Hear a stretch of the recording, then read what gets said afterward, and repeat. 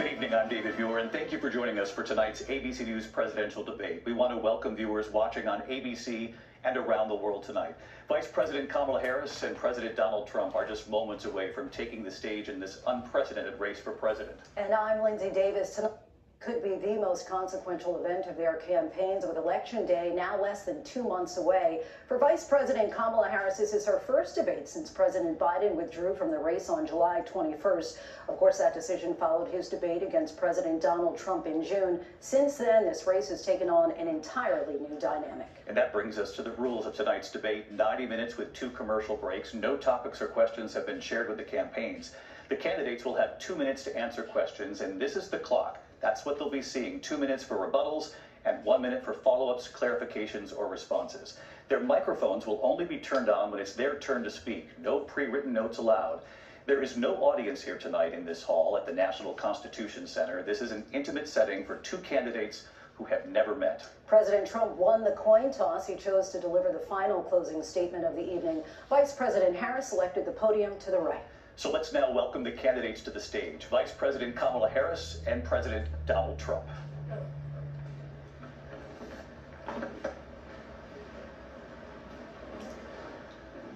Kamala Harris, let's have a good debate. Nice to see you. Have fun. Thank you. Welcome to you both. It's wonderful to have you. It's an honor to have you both here tonight. Good evening. We are looking forward to a spirited and thoughtful debate. So let's get started. I want to begin tonight with the issue that voters repeatedly say is their #1 issue, and that is the economy and the cost of living in this country. Vice President Harris, you and President Trump were elected 4 years ago, and your opponent on the stage here tonight often asks his supporters, are you better off than you were 4 years ago? When it comes to the economy, do you believe Americans are better off than they were 4 years ago? So I was raised as a middle-class kid. And I am actually the only person on this stage who has a plan that is about lifting up the middle class and working people of America. I believe in the ambition, the aspirations, the dreams of the American people. And that is why I imagine and have actually a plan to build what I call an opportunity economy. Because here's the thing. We know that we have a shortage of homes and housing. And the cost of housing is too expensive for far too many people. We know that young families need support to raise their children, and I intend on extending a tax cut for those families of $6,000, which is the largest child tax credit that we have given in a long time, so that those young families can afford to buy a crib, buy a car seat, buy clothes for their children. My passion, one of them, is small businesses. My mother raised my sister and me, but there was a woman who helped raise us. We call her our second mother. She was a small business owner. I love our small businesses. My plan is to give a $50,000 tax deduction to start up small businesses, knowing they are part of the backbone of America's economy. My opponent, on the other hand, his plan is to do what he has done before, which is to provide a tax cut for billionaires and big corporations, which will result in $5 trillion to America's deficit. My opponent has a plan that I call the Trump's sales tax, which would be a 20% tax on everyday goods that you rely on to get through the month. Economists have said that Trump sales tax would actually result for middle-class families in about $4,000 more a year because of his policies and his ideas about what should be the backs of middle-class people paying for tax cuts for billionaires. President Trump, I'll give you 2 minutes. First of all, I have no sales tax. That's an incorrect statement. She knows that. We're doing tariffs on other countries. Other countries are going to finally, after 75 years, pay us back for all that we've done for the world. And the tariff will be substantial in some cases. I took in billions and billions of dollars, as you know, from China. In fact, they never took the tariff off because it was so much money they can't. It would totally destroy everything that they've set out to do. They're taking in billions of dollars from China and other places they've left the tariffs on. When I had it, I had tariffs, and yet I had no inflation. Look, we've had a terrible economy because inflation which is really known as a country buster. It breaks up countries. We have inflation like very few people have ever seen before, probably the worst in our nation's history. We were at 21%, but that's being generous because many things are 50, 60, 70, and 80% higher than they were just a few years ago. This has been a disaster for people, for the middle class, but for every class. On top of that, we have millions of people pouring into our country from prisons and jails, from mental institutions and insane asylums, and they're coming in and they're taking jobs that are occupied right now by African Americans and Hispanics, and also unions. Unions are going to be affected very soon. And you see what's happening. You see what's happening with towns throughout the United States. You look at Springfield, Ohio. You look at Aurora in Colorado. They are taking over the towns. They're taking over buildings. They're going in violently. These are the people that Xi and Biden led into our country, and they're destroying our country. They're dangerous. They're at the highest level of criminality, and we have to get them out. We have to get them out fast. I created one of the greatest economies in the history of our country. I'll do it again and even better. We are going to get to immigration and border security during this debate, but I would like to let Vice President Harris respond on the economy here. Well, I would love to. Let's talk about what Donald Trump left us. Donald Trump left us the worst unemployment since the Great Depression. Donald Trump left us the worst public health epidemic in a century. Donald Trump left us the worst attack on our democracy since the Civil War. And what we have done is clean up Donald Trump's mess. What we have done and what I intend to do is build on what we know are the aspirations and the hopes of the American people. But I'm going to tell you all in this debate tonight, you're going to hear from the same old tired playbook, a bunch of lies, grievances, and name-calling. What you're going to hear tonight is a detailed and dangerous plan called Project 2025 that the former president intends on implementing if he were elected again. I believe very strongly that the American people want a president who understands the importance of bringing us together, knowing we have so much more in common than what separates us, and I pledge to you to be a president for all Americans. President Trump will give you a minute here to respond. Number one, I have nothing to do, as you know, and as she knows better than anyone, I have nothing to do with Project 2025. That's out there. I haven't read it. I don't want to read it. I'm not going to read it. This was a group of people that got together. They came up with some ideas, I guess some good, some bad, but it makes no difference. I have nothing to do. Everybody knows I'm an open book. Everybody knows what I'm going to do. Cut taxes very substantially and create a great economy like I did before. We had the greatest economy. We got hit with a pandemic. And the pandemic was not since 1917, where 100 million people died, has there been anything like it. We did a phenomenal job with the pandemic. We handed them over a country where the economy and where the stock market was higher than it was before the pandemic came in. Nobody's ever seen anything like it. We made ventilators for the entire world. We got gowns, we got masks, we did things that nobody thought possible. And people give me credit for rebuilding the military. They give me credit for a lot of things, but not enough credit for the great job we did with the pandemic. But the only jobs they got were bounce back jobs. These were jobs bounced back, and it bounced back and it went to their benefit. But I was the one that created them. They know it, and so does everybody else. Vice President Harris, I'll let you respond. So Donald Trump has no plan for you. And when you look at his economic plan, it's all about tax breaks for the richest people. I am offering what I describe as an opportunity economy, and the best economists in our country, if not the world, have reviewed our relative plans for the future of America. What Goldman Sachs has said is that Donald Trump's plan would make the economy worse, mine would strengthen the economy. What the Wharton School has said is Donald Trump's plan would actually explode the deficit. 16 Nobel laureates have described his economic plan as something that would increase inflation and by the middle of next year would invite a recession. You just have to look at where we are and where we stand on the issues. And I'd invite you to know that Donald Trump actually has no plan for you because he is more interested in defending himself than he is in looking out for you. That's just a soundbite. I gave her that to say. Look, I went to the Wharton School of Finance, and many of those professors, the top professors, think my plan is a brilliant plan. It's a great plan. It's a plan that's going to bring up our worth, our value as a country. It's going to make people want to be able to go and work and create jobs and create a lot of good, solid money for our country. And just to finish off, She doesn't have a plan. She copied Biden's plan, and it's like 4 sentences, like run, spot, run. 4 sentences that are just, oh, we'll try and lower taxes. She doesn't have a plan. Take a look at her plan. She doesn't have a plan.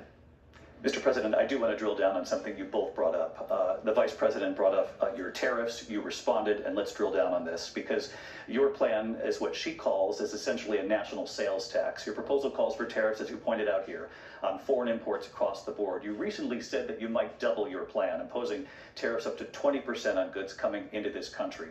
As you know, many economists say that with tariffs at that level, costs are then passed on to the consumer. Vice President Harris has argued it'll mean higher prices on gas, food, clothing, medication, arguing it costs the typical family nearly $4,000 a year.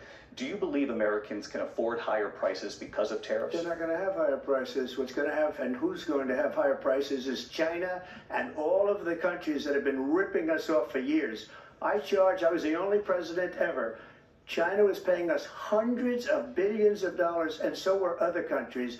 And, you know, if she doesn't like them, they should have gone out and they should have immediately cut the tariffs. But those tariffs are there 3.5 years now under their administration. We are going to take in billions of dollars, hundreds of billions of dollars. I had no inflation, virtually no inflation. They had the highest inflation perhaps in the history of our country, because I've never seen a worse period of time. People can't go out and buy cereal or bacon or eggs or anything else.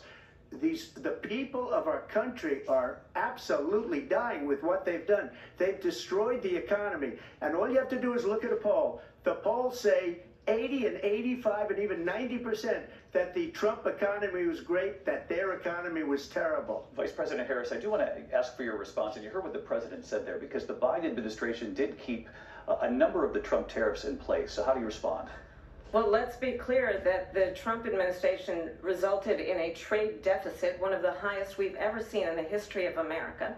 He invited trade wars. You want to talk about his deal with China? What he ended up doing is, under Donald Trump's presidency, he ended up selling American chips to China to help them improve and modernize their military, basically sold us out, when a policy about China should be in making sure the United States of America wins the competition for the 21st century, which means focusing on the details of what that requires, focusing on relationships with our allies, focusing on investing in American-based technology so that we win the race on AI, on quantum computing, focusing on what we need to do to support America's workforce so that we don't end up having on the short end of the stick in terms of workers' rights. But what Donald Trump did, let's talk about this, with COVID, is he actually thanked President Xi for what he did during COVID. Look at his tweet. Thank you, President Xi, exclamation point, when we know that Xi was responsible for lacking and not giving us transparency about the origins of COVID. President Trump, I'll let you respond. First of all, they bought their chips from Taiwan. We hardly make chips anymore because of philosophies like they have and policies like they have. I don't say her because she has no policy. Everything that she believed 3 years ago and 4 years ago is out the window. She's going to my philosophy now. In fact, I was going to send her a MAGA hat. She's gone to my philosophy. But if she ever got elected, she'd change it. And it will be the end of our country. She's a Marxist. Everybody knows she's a Marxist. Her father's a Marxist professor in economics, and he taught her well. But when you look at what she's done to our country, and when you look at these millions and millions of people that are pouring into our country monthly, where it's, I believe, 21 million people, not the 15 that people say, and I think it's a lot higher than the 21. That's bigger than New York State pouring in. And just look at what they're doing to our country. They're criminals. Many of these people coming in are criminals. And that's bad for our economy, too. You know, you mentioned before, we'll talk about immigration later. Well, bad immigration is the worst thing that can happen to our economy. They have, and she has, destroyed our country with policy that's insane. Almost policy that you'd say they have to hate our country. President Trump, thank you. Lindsay? I want to turn to the issue of abortion. President Trump, you've often touted that you were able to kill Roe v. Wade. Last year, you said that you were proud to be the most pro-life president in American history. Then last month, you said that your administration would be great for women and their reproductive rights. In your home state of Florida, you surprised many with regard to your 6-week abortion ban, because you initially had said that it was too short. And you said, quote, I'm going to be voting that we need more than 6 weeks. But then the very next day, you reversed course and said you would vote to support the 6-week ban. Vice President Harris says that women shouldn't trust you on the issue of abortion because you've changed your position so many times. Therefore, why should they trust you? Well, the reason I'm doing that vote is because the plan is, as you know, the vote is, they have abortion in the 9th month.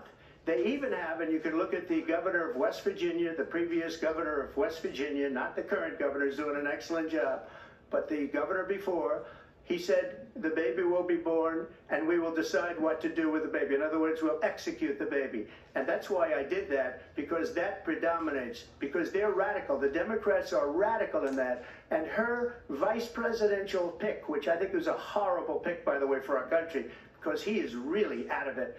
But her vice presidential pick says abortion in the 9th month is absolutely fine. He also says execution after birth. It's an execution, no longer abortion, because the baby is born, is okay.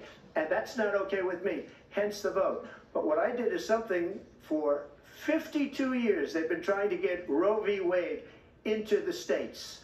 And through the genius and heart and strength of 6 Supreme Court justices, we were able to do that. Now, I believe in the exceptions for rape, incest, and life of the mother. I believe strongly in it. Ronald Reagan did also. 85% of Republicans do. Exceptions. Very important. But we were able to get it, and now states are voting on it. And for the first time, you're going to see, look, this is an issue that's torn our country apart for 52 years.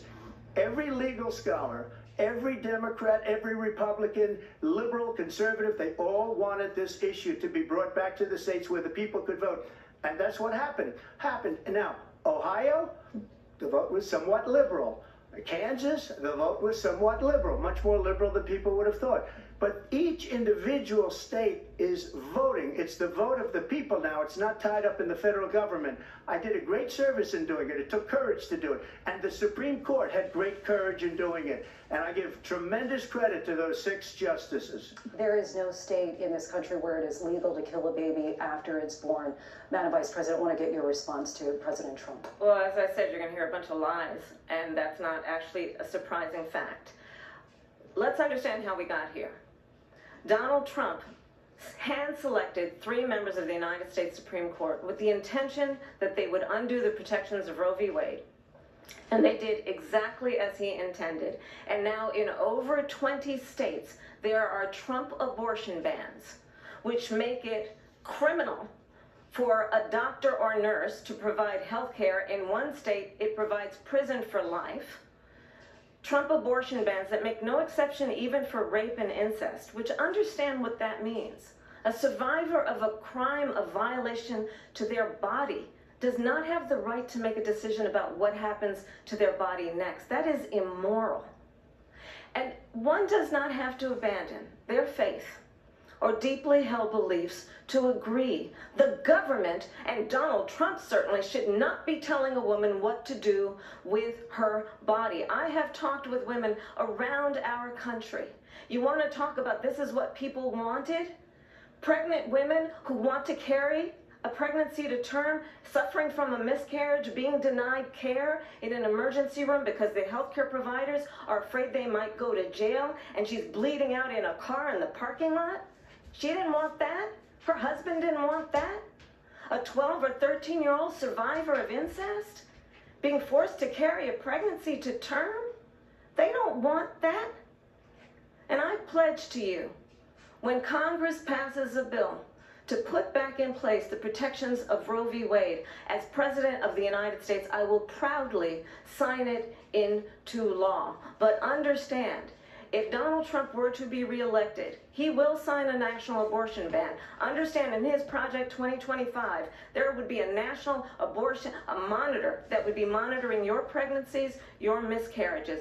I think the American people believe that certain freedoms, in particular the freedom to make decisions about one's own body, should not be made by the government. Thank you, Vice President Harris. Well, there she goes again. It's a lie. I'm not signing a ban, and there's no reason to sign a ban because we've gotten what everybody wanted. Democrats, Republicans, and everybody else, and every legal scholar wanted it to be brought back into the states, and the states are voting. And it may take a little time, but for 52 years, this issue has torn our country apart. And they've wanted it back in the states. And I did something that nobody thought was possible. The states are now voting. What she says is an absolute lie. And as far as the abortion ban, no, I'm not in favor of abortion ban, but it doesn't matter because this issue has now been taken over by the states. Would you veto a national abortion ban if it came to your desk? Well, I won't have to because, again, two things. Number one, she said she'll go back to Congress. She'll never get the vote. It's impossible for her to get the vote, especially now with the 50-50, essentially 50-50 in both Senate and the House. She's not going to get the vote. She can't get the vote. She won't even come close to it. So it's just talk. You know what it reminds me of? When they said they're going to get student loans terminated, and it ended up being a total catastrophe. The student loans, and then her, I think probably her boss, if you call him a boss, he spends all his time on the beach. But look, her boss went out and said, we'll do it again. We'll do it a different way. And he went out, got rejected again by the Supreme Court. So all these students got taunted with this whole thing about this whole idea. And how unfair that would have been, part of the reason they lost, to the millions and millions of people that had to pay off their student loans. They didn't get it for free. But they were saying it's the same way that they talk about abortion. But if I could just get a yes or no, because your running mate, J.D. Vance, has said that you would veto it if it did come to your desk. Well, I didn't discuss it with J.D. In all fairness, J.D., and I don't mind if he has a certain view, but I think he was speaking for me, but I really didn't. Look, we don't have to discuss it because she'd never be able to get it, just like she couldn't get student loans. They couldn't get student loans. They didn't even come close to getting student loans. They taunted young people and a lot of other people that had loans. They can never get this approved. So it doesn't matter what she says about going to Congress. Well, wonderful. Let's go to Congress. Do it. But the fact is that for years they wanted to get it out of Congress and out of the federal government, and we did something that everybody said couldn't be done. And now you have a vote of the people on abortion. Vice President Harris, I want to give you your time to respond, but I do want to ask, would you support any restrictions on a woman's right to an abortion? I absolutely support reinstating the protections of Roe v. Wade, and as you rightly mentioned, nowhere in America is a woman carrying a pregnancy to term and asking for an abortion. That is not happening. It's insulting to the women of America. And understand what has been happening under Donald Trump's abortion bans. Couples who pray and dream of having a family are being denied IVF treatments. What is happening in our country? Working people, working women, who are working 1 or 2 jobs, who can barely afford childcare as it is, have to travel to another state to get on a plane sitting next to strangers to go and get the health care she needs. Barely can afford to do it, and what you are putting her through is unconscionable. And the people of America have not, the majority of Americans believe in a woman's right to make decisions about her own body. And that is why in every state where this issue has been on the ballot, in red and blue states both, the people of America have voted for freedom. Vice President Harris. Excuse me, I have to respond. Another lie. It's another lie. I have been a leader on IVF, which is fertilization. The IVF, I have been a leader. In fact, when they got a very negative decision on IVF from the Alabama courts, I saw the people of Alabama and the legislature 2 days later voted it in. I've been a leader on it. They know that, and everybody else knows it. I have been a leader on fertilization, IVF. And the other thing, you should ask, will she allow abortion in the 8th month, 9th month, 7th month? Come on. Okay, would you do that?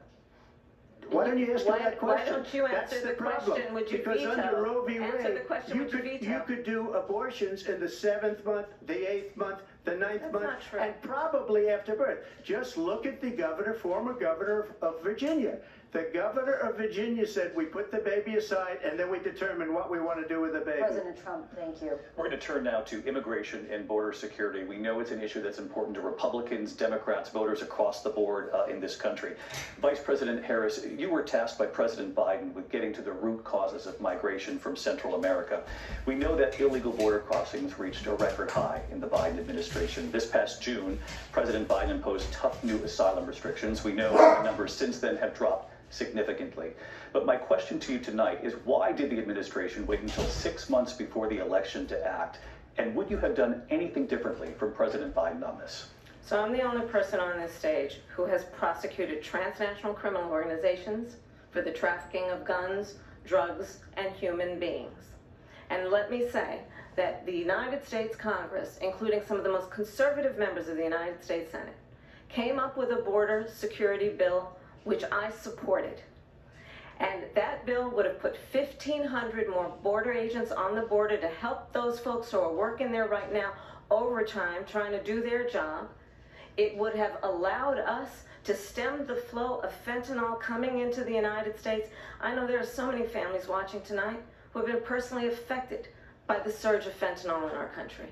That bill would have put more resources to allow us to prosecute transnational criminal organizations for trafficking in guns, drugs, and human beings. But you know what happened to that bill? Donald Trump got on the phone, called up some folks in Congress, and said, kill the bill. And you know why? Because he'd prefer to run on a problem instead of fixing a problem. And understand, this comes at a time where the people of our country actually need a leader who engages in solutions, who actually addresses the problems at hand. But what we have in the former president is someone who would prefer to run on a problem instead of fixing a problem. And I'll tell you something, he's going to talk about immigration a lot tonight, even when it's not the subject that is being raised. And I'm going to actually do something really unusual, and I'm going to invite you to attend one of Donald Trump's rallies, because it's a really interesting thing to watch. You will see during the course of his rallies, he talks about fictional characters like Hannibal Lecter.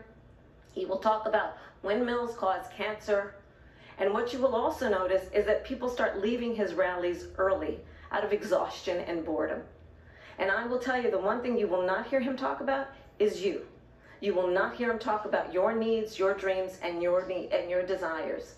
And I'll tell you, I believe you deserve a president who actually puts you first, and I pledge to you that I will. Vice President Harris, thank you. President Trump, on that point, I want to get your response. Well, I would like to respond. Let me just ask, though, why did you try to kill that bill, and successfully so, that would have put thousands of additional agents and officers on the border? First, let me respond as to the Please. rallies. She said people start leaving. People don't go to her rallies. There's no reason to go. And the people that do go, she's bussing them in and paying them to be there, and then showing them in a different light. So she can't talk about that. People don't leave my rallies. We have the biggest rallies, the most incredible rallies in the history of politics. That's because people want to take their country back. Our country is being lost. We're a failing nation. And it happened 3.5 years ago. And what's going on here, you're going to end up in World War III, just to go into another subject. What they have done to our country by allowing these millions and millions of people to come into our country, and look at what's happening to the towns all over the United States. And a lot of towns don't want to talk. It's not going to be Aurora or Springfield. A lot of towns don't want to talk about it because they're so embarrassed by it. In Springfield, they're eating the dogs, the people that came in. They're eating the cats. They're eating the pets, people that live there. And this is what's happening in our country, and it's a shame. As far as rallies are concerned, as far as the reason they go is they like what I say. They want to bring our country back. They want to make America great again. It's a very simple phrase, make America great again. She's destroying this country, and if she becomes president, this country doesn't have a chance of success. Not only success, we'll end up being Venezuela on steroids.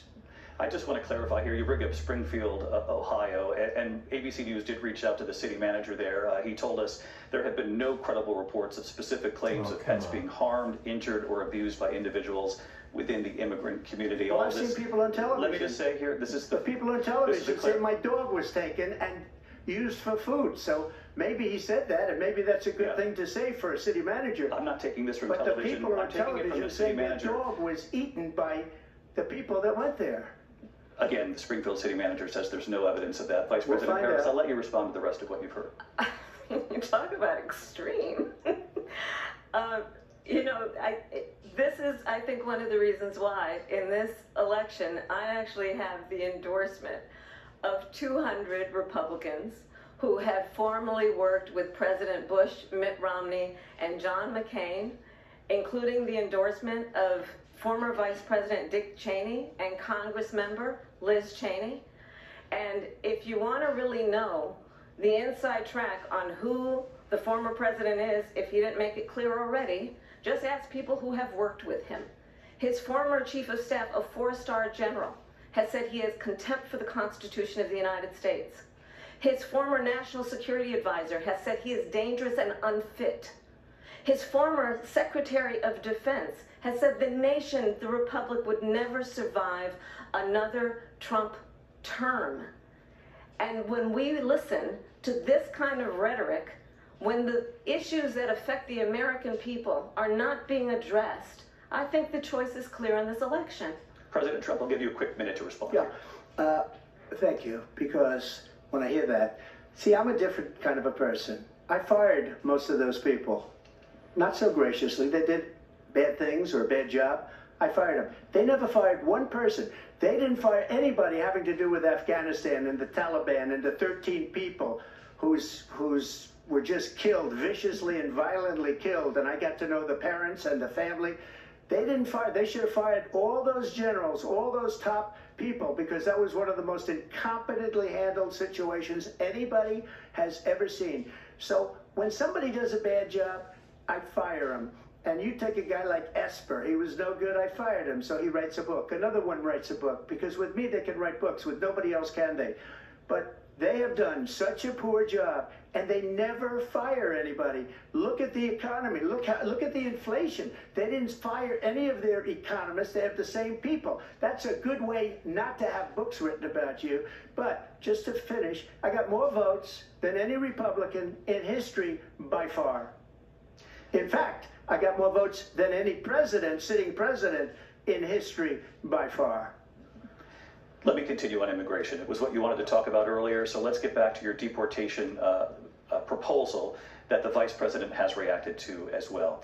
President Trump, you called this the largest domestic deportation operation in the history of our country. You say you would use the National Guard. You say if things get out of control, you'd have no problem using the U.S. military. Police, yes. You also said you would use local police. How would you deport 11 million undocumented immigrants? I know you believe that number is much higher. Take us through this. What does this look like? Will authorities be going door to door in this country? Yeah, it is much higher because of them.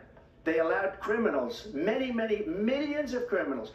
They allowed terrorists. They allowed common street criminals. They allowed people to come in, drug dealers, to come into our country. And they're now in the United States and told by their countries like Venezuela, don't ever come back or we're going to kill you. Do you know that crime in Venezuela and crime in countries all over the world is way down?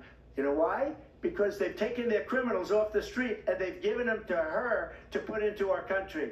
And this will be one of the greatest mistakes in history for them to allow, and I think they probably did it because they think they're going to get votes, but it's not worth it because they're destroying the fabric of our country by what they've done. There's never been anything done like this at all. They've destroyed the fabric of our country. Millions of people let in, and all over the world, crime is down all over the world except here. Crime here is up and through the roof. Despite their fraudulent statements that they made, crime in this country is through the roof. And we have a new form of crime. It's called migrant crime. And it's happening at levels that nobody thought possible. President Trump, as you know, the FBI says overall violent crime is actually coming down in this country. But Excuse me, the FBI they were defrauding statements. They didn't include the worst cities. They didn't include the cities with the worst crime. It was a fraud.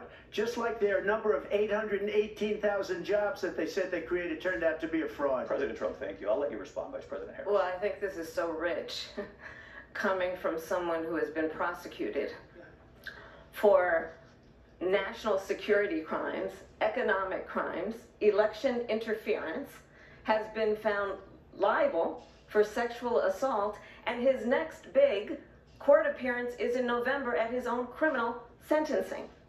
And let's be clear where each person stands on the issue of what is important about respect for the rule of law and respect for law enforcement. The former vice president called for defunding federal law enforcement, 45,000 agents, get this, on the day after he was arraigned on 34 felony counts. So let's talk about what is important in this race. It is important that we move forward, that we turn the page on this same old tired rhetoric and address the needs of the American people, address what we need to do about the housing shortage, which I have a plan for, address what we must do to support our small businesses, address bringing down the price of groceries. But frankly, the American people are exhausted with this same old tired playbook. Vice President Harris, thank you. Excuse me. Every one of those cases was started by them against their political opponent. And I'm winning most of them, and I will win the rest on appeal. And you saw the decision that came down just recently from the Supreme Court. I'm winning most of them. But those are cases, it's called weaponization. Never happened in this country. They weaponized the Justice Department. Every one of those cases was involved with the DOJ, from Atlanta and Fani Willis to the Attorney General of New York and the DA in New York. Every one of those cases.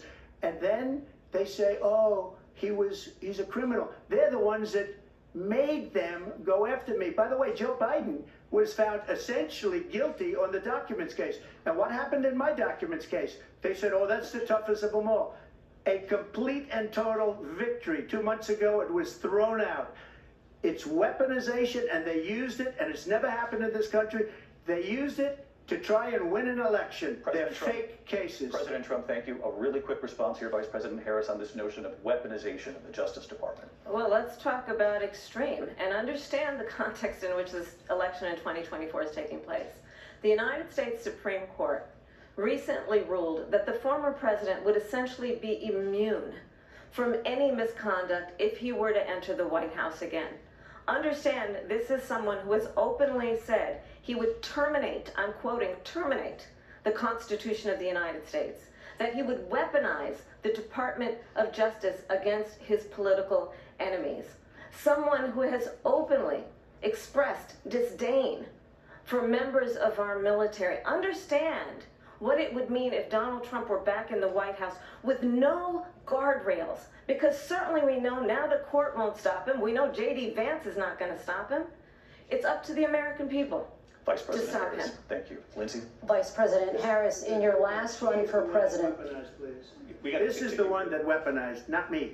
She weaponized. I probably took a bullet to the head because of the things that they say about me. They talk about democracy. I'm a threat to democracy. They're the threat to democracy with a fake Russia investigation that went nowhere. We have a lot to get to. Lindsay? Vice President Harris, in your last run for president, you said you wanted to ban fracking. Now you don't. You wanted mandatory government buyback programs for assault weapons. Now your campaign says you don't. You supported decriminalizing border crossings. Now you're taking a harder line. I know you say that your values have not changed. So then why have so many of your policy positions changed? So my values have not changed, and I'm going to discuss every one of at least every point that you've made. But in particular, let's talk about fracking, because we're here in Pennsylvania. I made that very clear in 2020. I will not ban fracking. I have not banned fracking as Vice President of the United States, and in fact, I was the tie-breaking vote on the Inflation Reduction Act, which opened new leases for fracking. My position is that we have got to invest in diverse sources of energy so we reduce our reliance on foreign oil. We have had the largest increase in domestic oil production in history because of an approach that recognizes that we cannot over-rely on foreign oil. As it relates to my values, let me tell you, I grew up a middle-class kid raised by a hardworking mother who worked and saved and was able to buy our first home when I was a teenager. The values I bring to the importance of home ownership, knowing not everybody got handed $400 million on a silver platter and then filed bankruptcy 6 times, is a value that I bring to my work, to say we are going to work with the private sector and home builders to increase 3 million homes, increase by 3 million homes by the end of my first term. My work that is related to having a friend when I was in high school who was sexually assaulted by her stepfather. And my focus then on protecting women and children from violent crime is based on a value that is deeply grounded in the importance of standing up for those who are most vulnerable. My work that is about protecting Social Security and Medicare is based on long-standing work that I have done, protecting seniors from scams. My values have not changed. And what is important is that there is a president who actually brings values and a perspective that is about lifting people up and not beating people down and name-calling. The true measure of the leader is the leader who actually understands the strength is not in beating people down, it's in lifting people up. I intend to be that president. President Trump, your Well, first of response? all, I wasn't given $400 million. I wish I was. My father was a Brooklyn builder, Brooklyn, Queens, and a great father, and I learned a lot from him. But I was given a fraction of that, a tiny fraction, and I built it into many, many billions of dollars, many, many billions. And when people see it, they are even surprised. So we don't have to talk about that. Fracking, she's been against it for 12 years. Defund the police, she's been against that forever. She gave all that stuff up very wrongly, very horribly, and everybody's laughing at it, okay? They're all laughing at it. She gave up at least 12 and probably 14 or 15 different policies. Like, she was big on defund the police. In Minnesota, she went out, wait a minute, I'm talking now, if you don't mind, please. Does that sound familiar? She went out in Minnesota and wanted to let criminals that killed people, that burned down Minneapolis, she went out and raised money to get them out of jail. She did things that nobody would ever think of. Now she wants to do transgender operations on illegal aliens that are in prison. This is a radical left liberal that would do this. She wants to confiscate your guns, and she will never allow fracking in Pennsylvania. If she won the election, fracking in Pennsylvania will end on day one. Just to finish one thing, so important in my opinion. So I got the oil business going like nobody has ever done before. When they took over, they got rid of it, started getting rid of it, and the prices were going up the roof. They immediately let these guys go to where they were. I would have been 5 times, 4 times, 5 times higher, because you're talking about 3.5 years ago. They got it up to where I was because they had no choice, because the prices of energy were quadrupling and doubling. You saw what happened to gasoline. So they said, let's go back to Trump. But if she won the election, the day after that election, they'll go back to destroying our country, and oil will be dead, fossil fuel will be dead, we'll go back to windmills, and we'll go back to solar, where they need a whole desert to get some energy to come out. You ever see a solar plant? By the way, I'm a big fan. But they take 400, 500 acres of desert soil. Trump, we have a These lot are of not good issues things that for we the have to get to. environment, as We're she out of time. understands. Thank you. Lindsay, thank you. We have an election in just 56 days. And I want to talk about the peaceful transfer of power, which, of course, we all know is a cornerstone of our democracy, and the role of a president in a moment of crisis. Mr. President, on January 6th, you told your supporters to march to the Capitol. You said you would be right there with them. The country and the world saw what played out at the Capitol that day, the officers coming under attack. Aides in the West Wing say you watched it unfold on television off the Oval Office. You did send out tweets, but it was more than 2 hours before you sent out that video message telling your supporters to go home. Is there anything you regret about what you did on that day? You just said a thing that isn't covered. Peacefully and patriotically, I said during my speech, not later on. Peacefully and patriotically. And nobody on the other side was killed. Ashley Babbitt was shot by an out-of-control police officer that should have never, ever shot her. It's a disgrace. But we didn't do this group of people that have been treated so badly.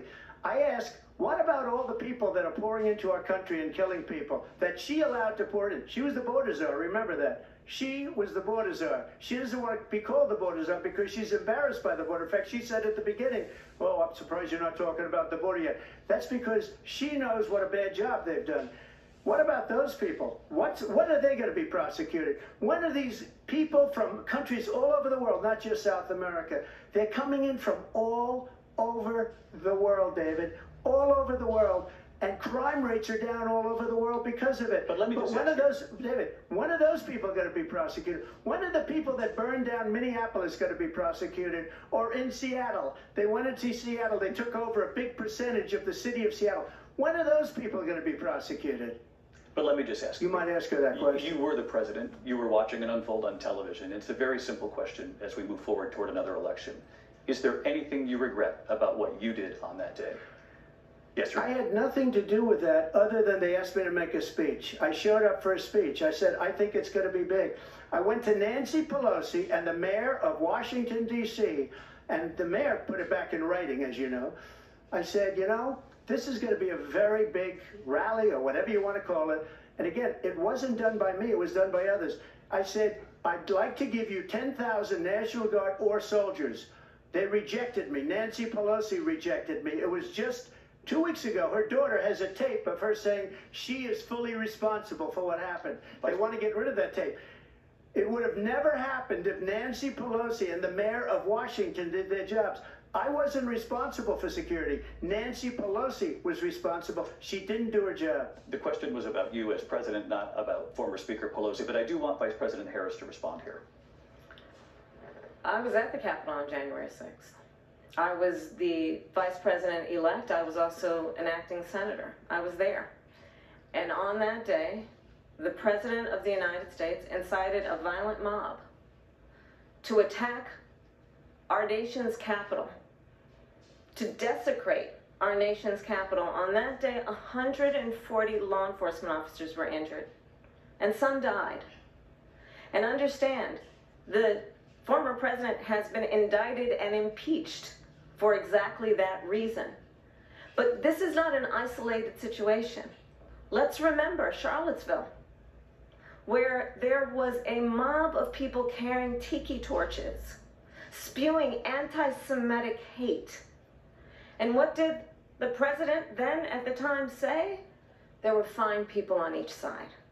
Let's remember that when it came to the Proud Boys, a militia, the president said, the former president said, stand back and stand by.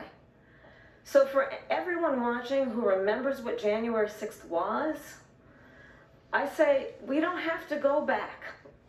Let's not go back. We're not going back. It's time to turn the page. And if that was a bridge too far for you, well, there is a place in our campaign for you to stand for country, to stand for our democracy, to stand for rule of law, and to end the chaos, and to end the approach that is about attacking the foundations of our democracy because you don't like the outcome. And be clear on that point. Donald Trump, the candidate, has said in this election there will be a bloodbath if this and the outcome of this election is not to his liking. Let's turn the page on this. Let's not go back. Let's chart a course for the future and not go backwards to the past. Let me just follow up here. It was a different term, and it was a term that related to energy because they have destroyed our energy business. That was where bloodbath was. Also, on Charlottesville, that story has been, as you would say, debunked. Laura Ingraham, Sean Hannity, Jesse, all of these people, they covered it. If they go an extra sentence, they will see it was perfect. It was debunked in almost every newspaper, but they still bring it up, just like they bring 2025 up. They bring all of this stuff up. I ask you this, you talk about the Capitol. Why are we allowing these millions of people to come through on the southern border? How come she's not doing anything? And I'll tell you what I would do, and I would be very proud to do it. I would say we would both leave this debate right now. I'd like to see her go down to Washington, D.C. during this debate, because we're wasting a lot of time. Go down to, because she's been so bad, it's so ridiculous. Go down to Washington, D.C. and let her sign a bill to close up the border, because they have the right to do it. They don't need bills. They have the right to do it. The President of the United States, you'll get him out of bed, you'll wake him up at 4 o'clock in the afternoon, right. You'll say, come on down to the office, let's sign a bill. If he signs a bill that the border is closed, all he has to do is say it to the Border Patrol, who are phenomenal. If they do that, the border is closed. Mr. Those President, people are killing many people, unlike J6. We talked immigration here tonight. I do want to focus on this next issue to both of you, because it really brings us this into focus, truth in these times that we're living in. Mr. President, for 3.5 years after you lost the 2020 election, you repeatedly falsely claimed that you won, many times saying you won in a landslide. In the past couple of weeks leading up to this debate, you have said, quote, you lost by a whisker, that you, quote, didn't quite make it, that you came up a little short. Are you now acknowledging that you lost in 2020? No, I don't acknowledge that at all. I said that sarcastically. You know that. It was said, oh, we lost by a whisker. That was said sarcastically. Look, there's so much proof. All you have to do is look at it. And they should have sent it back to the legislatures for approval. I got almost 75 million votes, the most votes any sitting president has ever gotten. I was told if I got 63, which was what I got in 2016, you can't be beaten. The election, people should never be thinking about an election as fraudulent. We need two things. We need walls, and we have to have it. We have to have borders, and we have to have good elections. Our elections are bad. And a lot of these illegal immigrants coming in, they're trying to get them to vote. They can't even speak English. They don't even know what country they're in practically. And these people are trying to get them to vote. And that's why they're allowing them to come into our country. I did watch all of these pieces of video. I didn't detect the sarcasm, lost by a whisker. We didn't quite make it. And we should just point out here as clarification, and you know this, you and your allies, 60 cases in front of many judges, many of them Republican. No judge looked at it. And said they said we didn't have standing. That's the other thing. They said we didn't have standing, a technicality. Can you imagine a system where a person in an election doesn't have standing? The President of the United States doesn't have standing. That's how we lost. If you look at the facts, and I'd love to have you do a special on it, I'll show you Georgia, and I'll show you Wisconsin, and I'll show you Pennsylvania, and I'll show you. We have so many facts and statistics, but you know what? That doesn't matter, because we have to solve the problem that we have right now. That's old news. And the problem that we have right now is we have a nation in decline, and they have put it into decline.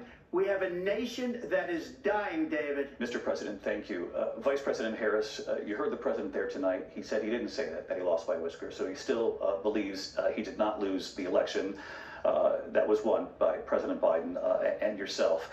But I do want to ask you about something that's come up in the last couple of days. This was a post from President Trump about this upcoming election just weeks away. He said, when I win, those people who cheated, and then he lists donors, voters, election officials, he says will be prosecuted to the fullest extent of the law, which will include long-term prison sentences. One of your campaign's top lawyers responded saying, we won't let Donald Trump intimidate us. We won't let him suppress the vote. Is that what you believe he's trying to do here? Donald Trump was fired by 81 million people. So let's be clear about that. And clearly he is having a very difficult time processing that. But we cannot afford to have a president of the United States who attempts, as he did in the past, to upend the will of the voters in a free and fair election. And I'm going to tell you that I have traveled the world as Vice President of the United States, and world leaders are laughing at Donald Trump. I have talked with military leaders, some of whom worked with you, and they say you're a disgrace. And when you then talk in this way in a presidential debate and deny what over and over again are court cases you have lost because you did in fact lose that election, it leads one to believe that perhaps we do not have in the candidate to my right the temperament or the ability to not be confused about fact. That's deeply troubling, and the American people deserve better. I'll give you 1 minute to respond, Mr. President. Let me just tell you about world leaders. Viktor Orban, one of the most respected men, they call him a strong man. He's a tough person, smart. Prime Minister of Hungary. They said, why is the whole world blowing up? 3 years ago it wasn't. Why is it blowing up? He said, because you need Trump back as president. They were afraid of him. China was afraid, and I don't like to use the word afraid, but I'm just quoting him. China was afraid of him. North Korea was afraid of him. Look at what's going on with North Korea, by the way. He said Russia was afraid of him. I ended the Nord Stream 2 pipeline, and Biden put it back on day one, but he ended the XL pipeline.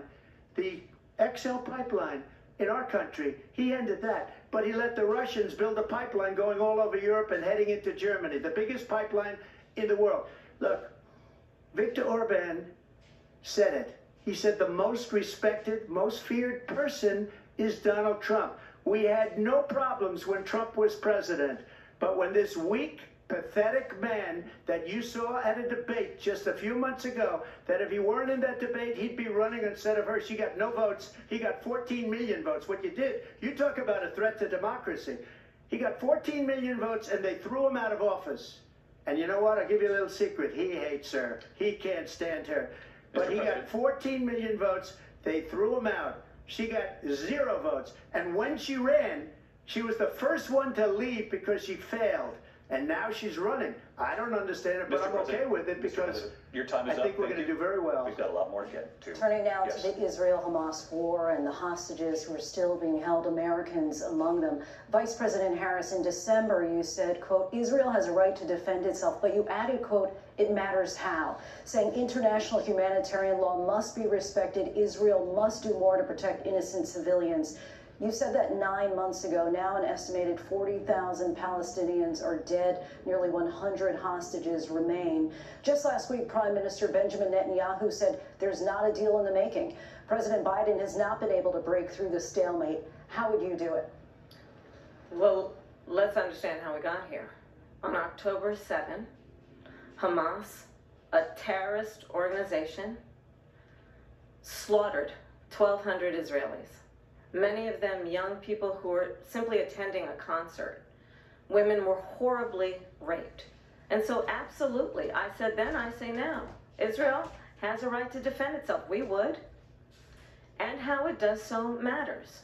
Because it is also true, far too many innocent Palestinians have been killed. Children, mothers. What we know is that this war must end. It must end immediately, and the way it will end is we need a ceasefire deal and we need the hostages out. And so we will continue to work around the clock on that. Work around the clock, also understanding that we must chart a course for a two-state solution. And in that solution, there must be security for the Israeli people and Israel, and in equal measure for the Palestinians. But the one thing I will I will always give Israel the ability to defend itself, in particular as it relates to Iran and any threat that Iran and its proxies pose to Israel. But we must have a two-state solution where we can rebuild Gaza, where the Palestinians have security, self-determination, and the dignity they so rightly deserve. President Trump, how would you negotiate with Netanyahu and also Hamas in order to get the hostages out and prevent the killing of more innocent civilians in Gaza? If I were president, it would have never started. If I were president, Russia would have never, ever, I know Putin very well, he would have never, and there was no threat of it either, by the way, for 4 years, have gone into Ukraine and killed millions of people when you add it up, far worse than people understand what's going on over there. But when she mentions about Israel, all of a sudden, she hates Israel. She wouldn't even meet with Netanyahu when he went to Congress to make a very important speech. She refused to be there because she was at a sorority party of hers. She wanted to go to the sorority party. She hates Israel. If she's president, I believe that Israel will not exist within 2 years from now. And I've been pretty good at predictions, and I hope I'm wrong about that one. She hates Israel. At the same time, in her own way, she hates the Arab population, because the whole place is going to get blown up. Arabs, Jewish people, Israel will be gone. It would have never happened. Iran was broke under Donald Trump. Now Iran has $300 billion because they took off all the sanctions that I had. Iran had no money for Hamas or Hezbollah or any of the 28 different spheres of terror, and they are spheres of terror, horrible terror. They had no money. It was a big story, and you know it. You covered it very well, actually. They had no money for terror. They were broke. Now they're a rich nation, and now what they're doing is they're spreading that money around. Look at what's happening with the Houthis and Yemen. Look at what's going on in the Middle East. This would have never happened. I will get that settled and fast, and I'll get the war with Ukraine and Russia ended. If I'm president-elect, I'll get it done before even becoming president. Vice President Harris, he says you hate Israel. That's absolutely not true. I have my entire career and life supported Israel and the Israeli people. He knows that.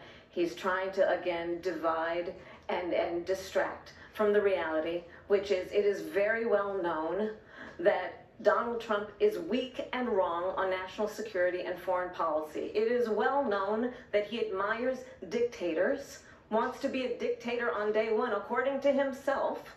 It is well known that he said of Putin that he can do whatever the hell he wants and go into Ukraine. It is well known that he said when Russia went into Ukraine, it was brilliant. It is well known he exchanged love letters with Kim Jong-un. And it is absolutely well known that these dictators and autocrats are rooting for you to be president again because they're so clear they can manipulate you with flattery and favors.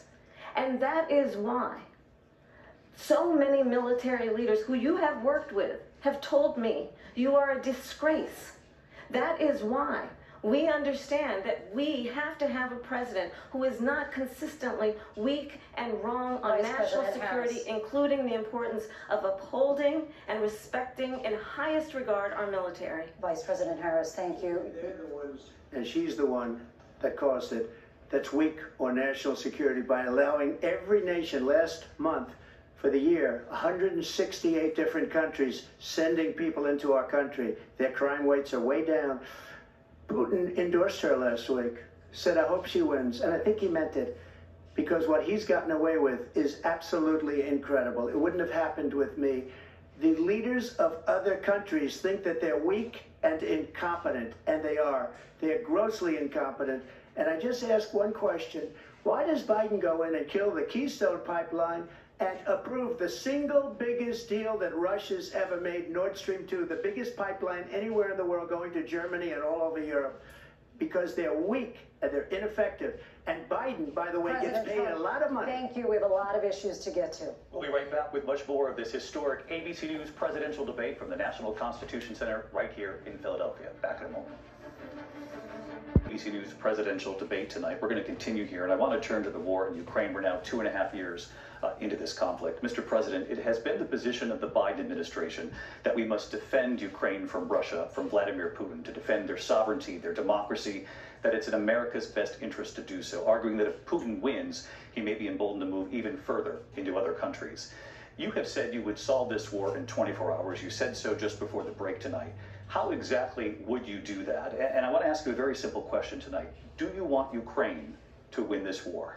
I want the war to stop. I want to save lives that are being uselessly, people being killed by the millions. It's the millions. It's so much worse than the numbers that you're getting, which are fake numbers. Look, we're in for 250 billion or more because they don't ask Europe, which is a much bigger beneficiary to getting this thing done than we are. They're in for $150 billion less because Biden and you don't have the courage to ask Europe like I did with NATO.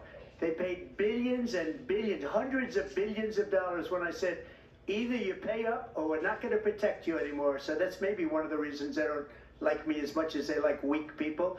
But you take a look at what's happening. We're in for 250 to 275 billion. They're into 100 to 150. They should be forced to equalize. With that being said, I want to get the war settled. I know Zelensky very well, and I know Putin very well. I have a good relationship, and they respect your president, okay? They respect me. They don't respect Biden. How would you respect him? Why? For what reason? He hasn't even made a phone call in 2 years to Putin, hasn't spoken to anybody. They don't even try and get it. That is a war that's dying to be settled. I will get it settled before I even become president. If I win, when I'm president-elect, and what I'll do is I'll speak to one, I'll speak to the other, I'll get them together. That war would have never happened.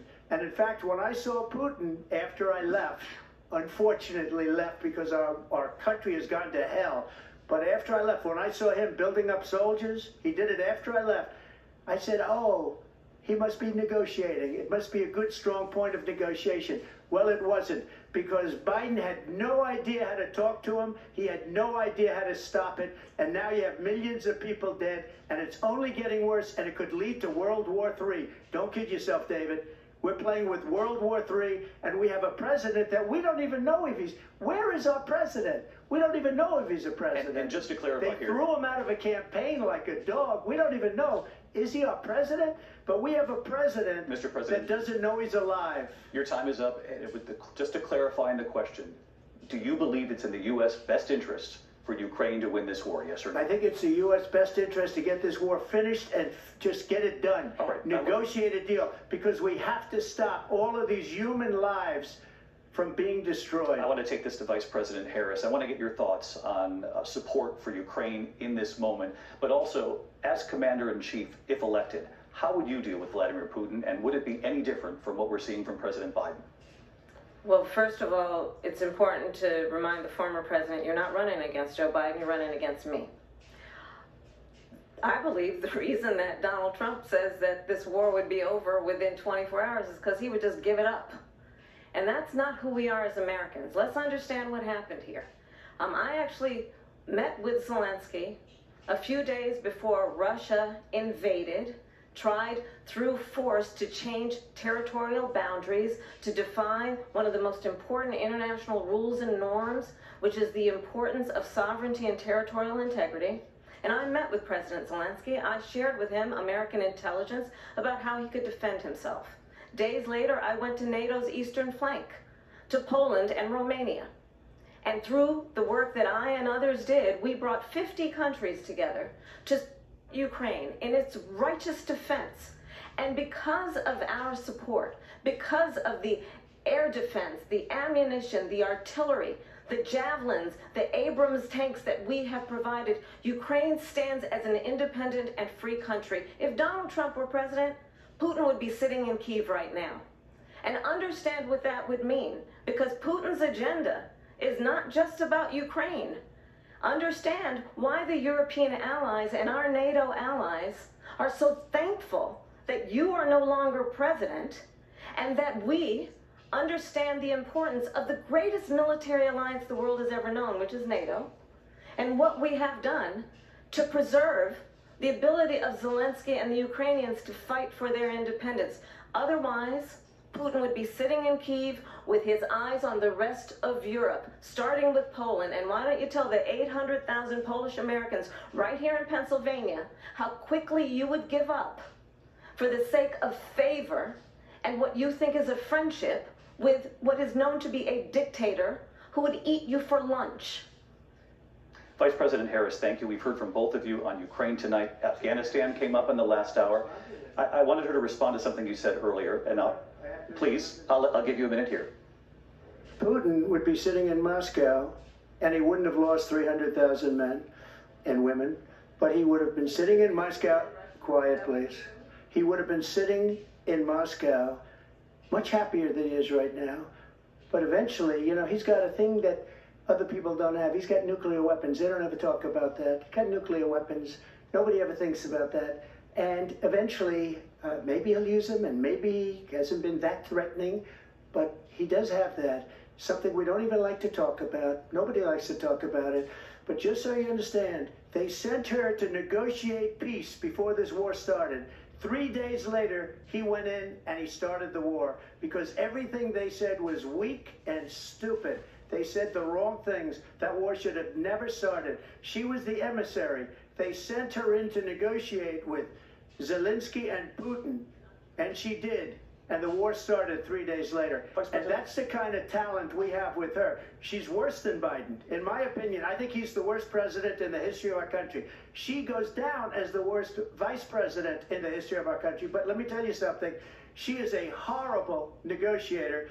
They sent her in to negotiate as soon as they left. Putin did the invasion. President Trump, thank you. You did bring up something. You said she went to negotiate with Vladimir Putin. Vice President Harris, have you ever met Vladimir Putin? Can you clarify tonight? Yet again, I said at the beginning of this debate, you're going to hear a bunch of lies coming from this fellow. And that is another one. When I went to meet with President Zelensky, I've now met with him over 5 times. The reality is it has been about standing as America always should, as a leader upholding international rules and norms, as a leader who shows strength, understanding that the alliances we have around the world are dependent on our ability to look out for our friends and not favor our enemies because you adore strong men instead of caring about democracy. And that is very much what is at stake here. The President of the United States is Commander-in-Chief, and the American people have a right to rely on a president who understands the significance of America's role and responsibility in terms of ensuring that there is stability and ensuring we stand up for our principles and not sell them for the benefit of personal flattery. We've talked about Ukraine and Vladimir Putin. I do want to talk about Afghanistan. It came up in the first hour of this debate. I want to move on to Afghanistan. Said Trump did the most amazing thing I've ever seen. He got these countries, the 28 countries at the time, to pay up. He said, I've never seen, he's the head of NATO. He said, I've never seen. For years, we were paying almost all of NATO. We were being ripped off by European nations, both on trade and on NATO. I got them to pay up by saying one of the statements you made before, if you don't pay, we're not going to protect you. Otherwise, we would have never gotten it. He said it was one of the most incredible jobs that he's ever seen done. Thank you. I want to turn to Afghanistan. It came up in the first hour of the debate, and we witnessed a poignant moment today on Capitol Hill, honoring the soldiers who died in the chaotic withdrawal from Afghanistan. I do want to ask the Vice President, do you believe you bear any responsibility in the way that withdrawal played out? Well, I will tell you, I agreed with President Biden's decision to pull out of Afghanistan. 4 presidents said they would, and Joe Biden did. And as a result, America's taxpayers are not paying the $300 million a day we were paying for that endless war. And as of today, there is not one member of the United States military who is in active duty in a combat zone in any war zone around the world, the first time this century. But let's understand how we got to where we are. Donald Trump, when he was president, negotiated one of the weakest deals you can imagine. He calls himself a deal maker. Even his national security advisor said it was a weak, terrible deal. And here's how it went down. He bypassed the Afghan government. He negotiated directly with a terrorist organization called the Taliban. The negotiation involved the Taliban getting 5,000 Taliban terrorists released. And get this, and the president at the time invited the Taliban to Camp David, a place of storied significance for us as Americans, a place where we honor the importance of American diplomacy, where we invite and receive respected world leaders. And this former president, as president, invited them to Camp David because he does not again appreciate the role and responsibility of the President of the United States to be Commander-in-Chief with a level of respect. And this gets back to the point of how he has consistently disparaged and demeaned members of our military, fallen soldiers, and the work that we must do to uphold the strength and the respect of the United States of America around the world. Vice President Harris, thank you. President Trump, your response to her saying that you began the negotiations with the Taliban. So, if you take a look at that period of time, the Taliban was killing our soldiers, a lot of them, with snipers. And I got involved with the Taliban because the Taliban was doing the killing. That's the fighting force within Afghanistan. They don't bother doing that because, you know, they deal with the wrong people all the time. but I got involved. And Abdul is the head of the Taliban. He is still the head of the Taliban. And I told Abdul, don't do it anymore. You do it anymore, you're going to have problems. And he said, why do you send me a picture of my house? I said, you're going to have to figure that out, Abdul. And for 18 months, we had nobody killed. We did have an agreement negotiated by Mike Pompeo. It was a very good agreement. The reason it was good, it was we were getting out. We would have been out faster than them, but we wouldn't have lost the soldiers. We wouldn't have left many Americans behind, and we wouldn't have left $85 billion worth of brand new, beautiful military equipment behind. And just to finish, they blew it. The agreement said you have to do this, and they didn't do it. They didn't do it. The agreement was terminated by us because they didn't do what they were supposed to do. I want to move on. And these people did the worst withdrawal, and in my opinion, the most embarrassing moment in the history of our country. And by the way, that's why Russia attacked Ukraine, because they saw how incompetent she and her boss are. President Trump, thank you. I want to move on now to race and politics in this country. Mr. President, you recently said of Vice President Harris, quote, I didn't know she was black until a number of years ago when she happened to turn black, and now she wants to be known as black. I want to ask a bigger picture question here tonight. Why do you believe it's appropriate to weigh in on the racial identity of your opponent? I don't, and I don't care. I don't care what she is. I don't care. You make a big deal out of something. I couldn't care less. Whatever she wants to be is okay with me. But those were your words, so I'm I asking... don't know. I mean, all I can say is I read where she was not black, that she put out, and I'll say that. And then I read that she was black, and that's okay. Either one was okay with me. That's up to her. That's up to her. Vice President Harris, your thoughts on this? I think it's, I mean, honestly, I think it's a tragedy that we have someone who wants to be president who has consistently, over the course of his career, attempted to use race to divide the American people. You know, I do believe that the vast majority of us know that we have so much more in common than what separates us, and we don't want this kind of approach that is just constantly trying to divide us, and especially by race. And let's remember how Donald Trump started. He was he owned buildings, and he was investigated because he refused to rent property to black families. Let's remember, this is the same individual who took out a full-page ad in the New York Times calling for the execution of 5 young black and Latino boys who were innocent, the Central Park 5. Took out a full-page ad calling for their execution. This is the same individual who spread birther lies about the first black president of the United States. And I think the American people want better than that, want better than this, want someone who understands, as I do, I travel our country. We see in each other a friend. We see in each other a neighbor. We don't want a leader who is constantly trying to have Americans point their fingers at each other.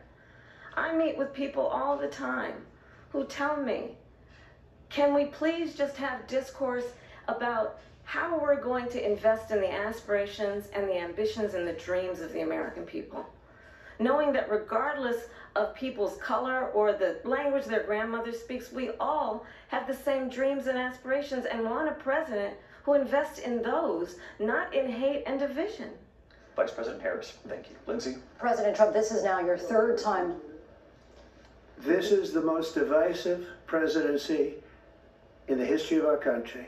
There's never been anything like it. They're destroying our country, and they come up with things like what she just said. Going back many, many years, when a lot of people, including Mayor Bloomberg, agreed with me on the Central Park 5, they admitted, they said, they pled guilty. And I said, well, if they pled guilty, they badly hurt a person, killed a person ultimately. And if they pled guilty, then they pled, we're not guilty. But this is a person that has to stretch back years, 40, 50 years ago, because there's nothing now. I built one of the greatest economies in the history of the world, and I'm going to build it again. It's going to be bigger, better, and stronger. but they're destroying our economy. They have no idea what a good economy is. Their oil policies, every single policy. And remember this, she is Biden. You know, she's trying to get away from Biden. I don't know the gentleman, she says. She is Biden.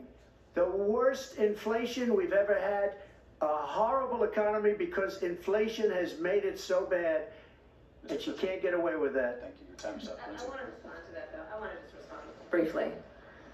Clearly, I am not Joe Biden, and I am certainly not Donald Trump. And what I do offer is a new generation of leadership for our country. One who believes in what is possible, one who brings a sense of optimism about what we can do instead of always disparaging the American people. I believe in what we can do to strengthen our small businesses, which is why I have a plan. Let's talk about our plans and let's compare the plans. I have a plan to give startup businesses $50,000 tax deduction, to pursue their ambitions, their innovation, their ideas, their hard work. I have a plan, $6,000 for young families for the first year of your child's life, to help you in that most critical stage of your child's development. I have a plan that is about allowing people to be able to pursue what has been fleeting in terms of the American dream by offering a help with down payment of $25,000 down payment assistance for first-time home buyers. That's the kind of conversation, I believe, David, that people really want tonight, as opposed to a conversation that is constantly about belittling and name-calling. Let's turn the page President and move Harris, forward. thank you. Let's turn to policy. President Let's turn Trump, we to have policy. to move on. President Trump. Let's turn to policy, She has please. a plan to defund the police. She has a plan to confiscate everybody's gun. President Trump, she we has do a have to plan move on to to not other allow issues. fracking in Pennsylvania or anywhere else. Okay, thank That's you, what her Mr. plan is until just recently. I just need Let's to get respond President because Trump, no, the President former Trump. president has No, said I'm something sorry. twice that I need to No, respond to. I'm sorry. I We're just going need to to move on, respond Vice one President time Harris. to what he has President said Trump, this is multiple now your Yes. third time running for president. You have long vowed to repeal and replace the Affordable Care Act, also known as Obamacare. You have failed to accomplish that. You now say you're going to keep Obamacare, quote, unless we can do something much better. Correct. Last month you said, quote, we're working on it. So tonight, 9 years after you first started running, do you have a plan, and can you tell us what it is? Obamacare was lousy health care, always was. It's not very good today. And what I said, that if we come up with something, and we are working on things, we're going to do it and we're going to replace it. But remember this, I inherited Obamacare because Democrats wouldn't change it. They wouldn't vote for it. They were unanimous. They wouldn't vote to change it. If they would have done that, we would have had a much better plan than Obamacare. But the Democrats came up, they wouldn't vote for it. I had a choice to make when I was president. Do I save it and make it as good as it can be, never going to be great, or do I let it rot? And I felt I had an obligation, even though politically it would have been good to just let it rot and let it go away. I decided, and I told my people, the top people, and they're very good people. I have a lot of good people in that administration. We read about the bad ones. We had some real bad ones too, and so do they. They have really bad ones. The difference is they don't get rid of them. But let me just explain. I had a choice to make. Do I save it and make it as good as it can be, or do I let it rot? And I saved it. I did the right thing. But it's still never going to be great, and it's too expensive for people. And what we will do is we're looking at different plans. If we can come up with a plan that's going to cost our people, our population, less money and be better health care than Obamacare, then I would absolutely do it. But until then, I'd run it as good as it can be run. So just a yes or no, you still do not have a plan? I have concepts of a plan. I'm not president right now. But if we come up with something, I would only change it if we come up with something that's better and less expensive. And there are concepts and options we have to do that. And you'll be hearing about it in the not too distant future. Vice President Harris, in 2017, you supported Bernie Sanders' proposal to do away with private insurance and create a government-run healthcare system. 2 years later, you proposed a plan that included a private insurance option. What is your plan today?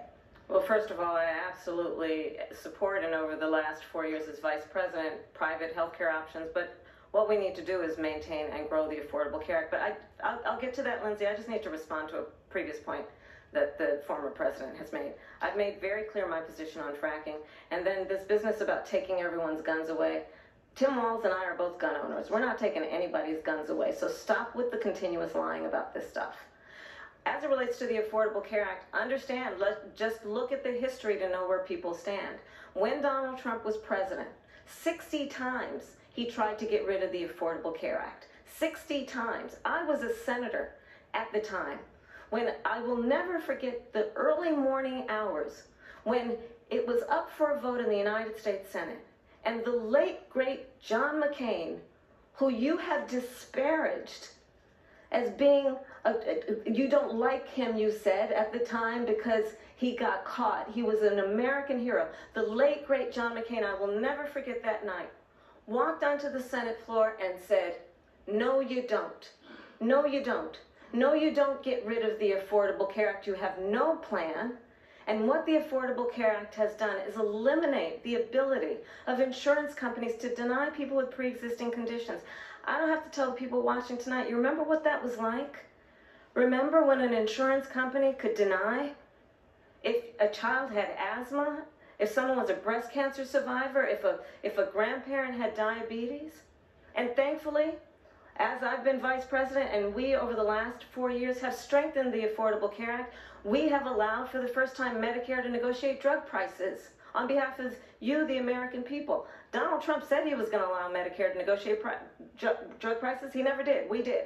And now we have capped the cost of insulin at $35 a month. Since I've been vice president, we have capped the cost of prescription medication for seniors at $2,000 a year. And when I am president, we will do that for all people, understanding that the value I bring to this is that access to health care should be a right and not just a privilege of those who can afford it.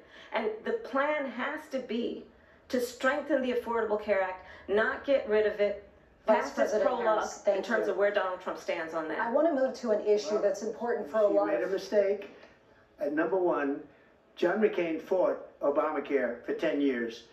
But it wasn't only him. It were all of the Democrats that kept it going.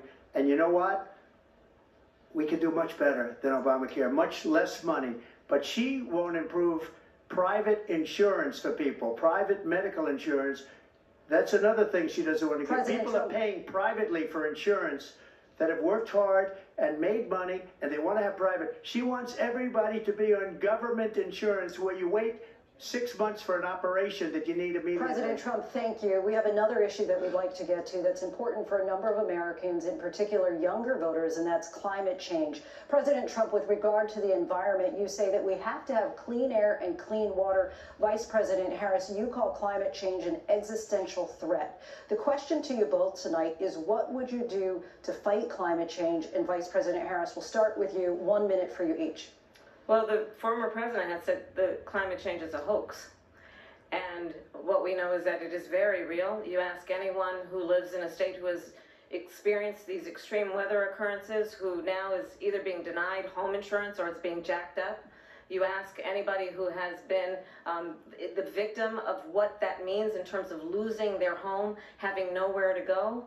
We know that we can actually deal with this issue. The young people of America care deeply about this issue. And I am proud that as vice president over the last 4 years, we have invested $1 trillion in a clean energy economy, while we have also increased domestic gas production to historic levels. We have created over 800,000 manufacturing jobs while I have been vice president. We have invested in clean energy to the point that we are opening up factories around the world. Donald Trump said he was going to create manufacturing jobs. He lost manufacturing jobs.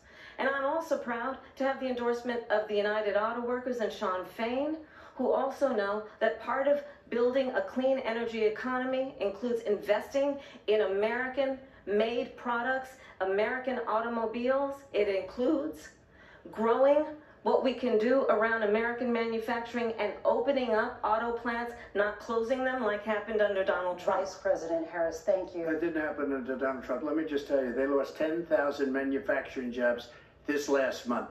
It's going, they're all leaving. They're building big auto plants in Mexico, in many cases owned by China. They're building these massive plants, and they think they're going to sell their cars into the United States because of these people. What they have given to China is unbelievable. But we're not going to let that. We'll put tariffs on those cars so they can't come into our country, because they will kill the United Auto Workers and any auto worker, whether it's in Detroit or South Carolina or any other place. What they've done to business and manufacturing in this country is horrible.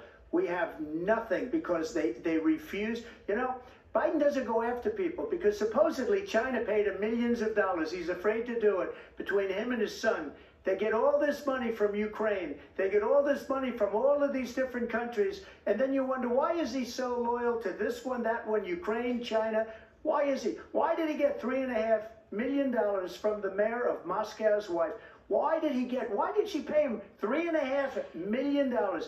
This is a crooked administration, and they're selling our country down the tubes. President Trump, thank you. Thank you.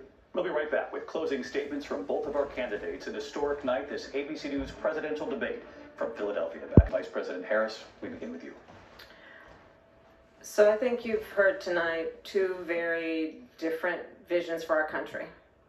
One that is focused on the future, and the other that is focused on the past, and an attempt to take us backward. But we're not going back. And I do believe that the American people know we all have so much more in common than what separates us, and we can chart a new way forward. And a vision of that includes having a plan, understanding the aspirations, the dreams, the hopes, the ambition of the American people, which is why I intend to create an opportunity economy, investing in small businesses, in new families, in what we can do around protecting seniors, what we can do that is about giving hardworking folks a break and bringing down the cost of living. I believe in what we can do together that is about sustaining America's standing in the world and ensuring that we have the respect that we so rightly deserve, including respecting our military and ensuring we have the most lethal fighting force in the world. I will be a president that will protect our fundamental rights and freedoms, including the right of a woman to make decisions about her own body and not have her government tell her what to do. I'll tell you, I started my career as a prosecutor. I was a DA, I was an attorney general, a United States senator, and now vice president. I've only had one client, the people. And I'll tell you, as a prosecutor, I never asked a victim or a witness, are you a Republican or a Democrat? The only thing I ever asked them, are you okay? And that's the kind of president we need right now. Someone who cares about you and is not putting themselves first. I intend to be a president for all Americans and focus on what we can do over the next 10 and 20 years to build back up our country by investing right now in you, the American people. Vice President Harris, thank you. President Trump?